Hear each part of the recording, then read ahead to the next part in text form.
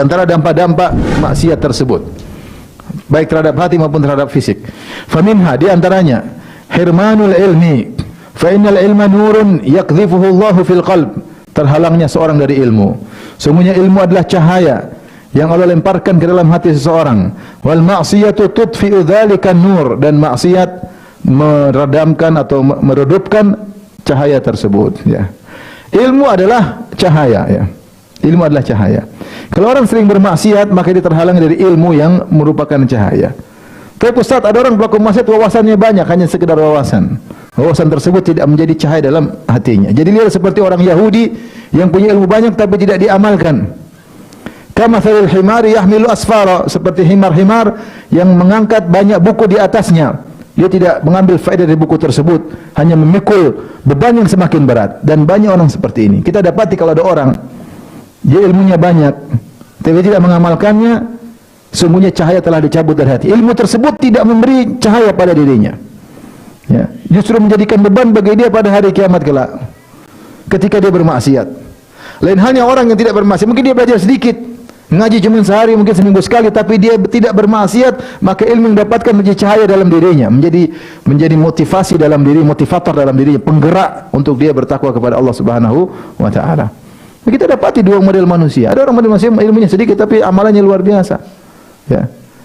Amalan akhlak yang mulia, rajin beribadah. Ada yang ilmunya banyak tapi kurang ajar. Ada udah ngaji lama-lama tapi malah semakin ngaji semakin kurang ajar, ya. Ilmunya tidak masuk dalam hatinya, hanya sebagai wawasan, ya.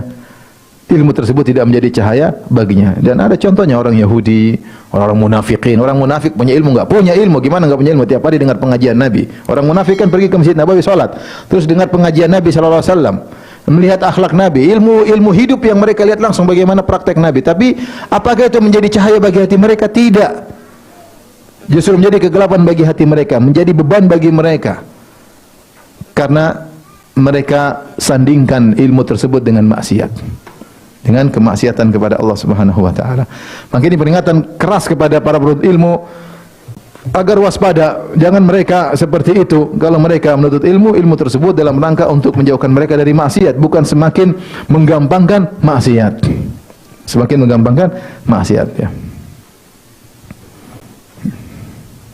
Ini sudah menuntut ilmu, semakin banyak ilmunya, malah ngutang semakin enggak bayar-bayar. Kenapa? Kan itu bukan syirik. Yang bahaya itu syirik. Ini enggak apa-apa, iman enggak apa-apa. Ini ilmu salah-salah, ilmu seperti ini. Nah, ini ilmunya malah membinasakan dia, ya. Membinasakan dia. Fa innal ilma nurun, sungguhnya ilmu itu adalah cahaya.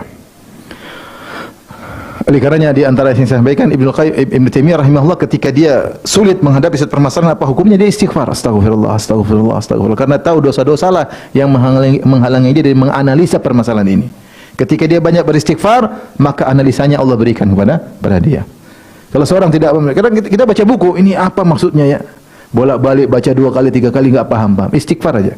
Astagfirullah, astagfirullah, astagfirullah, astagfirullah. Lama-lama Allah akan bukakan apa? Pemahaman terhadap hal tersebut, ya. Terhadap hal tersebut, ya.